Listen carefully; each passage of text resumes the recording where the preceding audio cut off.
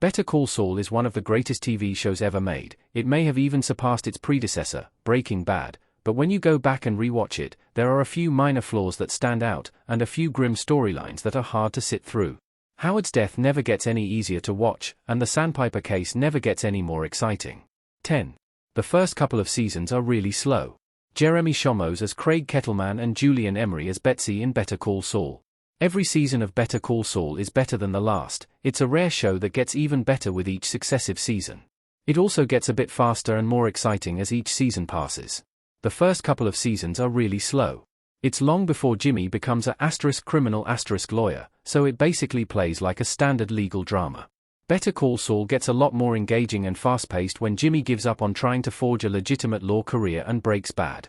I understand that this was an important part of the story to tell and an important part of Jimmy's overall narrative journey, but those seasons really drag on a rewatch and make it tough to get back into the show. 9. The worst things happen to the best people. Nacho, Michael Mando, looking bruised in the desert in Better Call Saul. For the most part, Better Call Saul is an offshoot of Breaking Bad, expanding on characters like Mike, Gus, the Salamancas, and of course, Saul himself. But the writers made the ingenious choice to introduce two characters who weren't in Breaking Bad, Kim Wexler and Nacho Varga, and make these two characters whose fates were uncertain the most likable people in the show. Kim and Nacho are the most sympathetic characters in Better Call Saul, and all the worst things happen to them.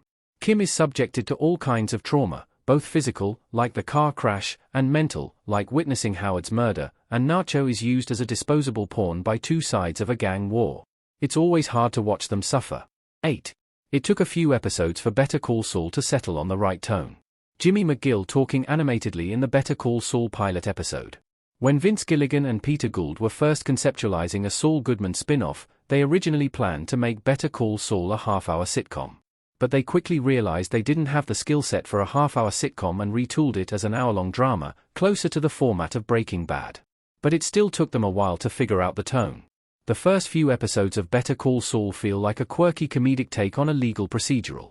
It's low-stakes, light-hearted, and slightly eccentric, and it just feels off. Eventually, it would morph into every bit the gritty, darkly comic tragedy that Breaking Bad was, but it took a few episodes to settle on that tone. 7. The Sandpiper case takes up a lot of airtime early in the series.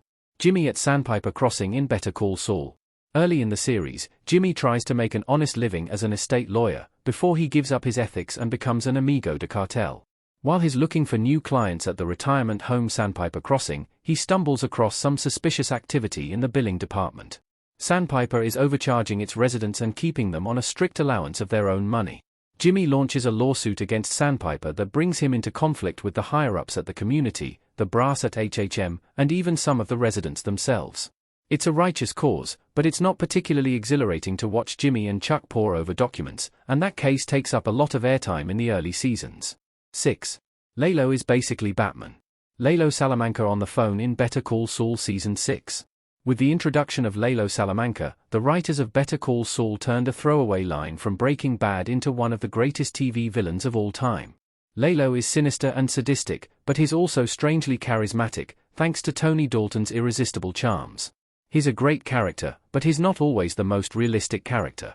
There are times in Better Call Saul when Lalo is basically Batman. He works alone even when he could easily get help from the cousins. He sneaks around unnoticed, like when he silently climbed into the ceiling at the Travel Wire place, and he pulls off superhuman feats, like jumping onto Jimmy's car and wiping out his would-be killers. 5. Jimmy's betrayal of Irene is heartbreaking every time. Irene looking heartbroken in Better Call Saul. Initially, Jimmy's relationship with Irene Landry is really heartwarming. He takes her on as a client to make money, but he ends up really caring about her and wanting to punish Sandpiper for scamming her. But as time goes on, he becomes less focused on getting justice and more focused on getting his own settlement money and showing up HHM. As Jimmy starts encouraging Irene to settle, he unwittingly turns her friends against her. There are a lot of devastating moments in Better Call Saul, but seeing Irene get abandoned by her friends is more devastating than any of the deaths. Jimmy eventually makes it right by vilifying himself and venerating Irene, but it's still hard to watch. 4. Chuck is so hateable that it's sometimes hard to watch his scenes. Michael McKean as Chuck McGill in Better Call Saul. Chuck McGill is one of the most hateable characters in TV history, and it's a testament to the writing and Michael McKean's incredible performance that audiences around the world despise him. Chuck is vindictive, spiteful, and ungrateful. He has absolutely no respect for Jimmy, or any appreciation for the time and effort he spends helping him. But if anything, McKean and the writers did too good of a job of making Chuck so despicable. He's so awful and unbearable that it's sometimes difficult to get through his scenes. Watching him deceive and undermine Jimmy, when Jimmy just wants to help him and be loved by him, is a trying experience to relive. 3. Some of the Breaking Bad cameos feel forced in retrospect. Dean Norris as Hank Schrader in Better Call Saul. When Better Call Saul was first on the air, Breaking Bad fans got a kick out of seeing familiar faces from Breaking Bad pop up in the spin-off. It started with Tuco's appearance at the end of the pilot, and later episodes included Breaking Bad characters ranging from deep-cut supporting players like Wendy the meth-addicted sex worker to mainstays like Walt and Jesse. But as much fun as those cameos were on first viewing, they feel a bit forced when you go back and rewatch the show.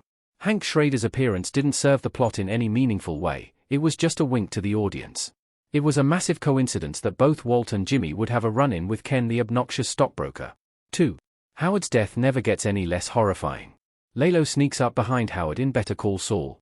The most shocking scene in Better Call Saul's entire run arrived at the end of the final season's mid-season finale. While Howard is berating Jimmy and Kim for the elaborate string of pranks that ruined his life, Lalo shows up, gun in hand. As Howard is calmly trying to recuse himself from the situation, Lalo casually shoots him in the head.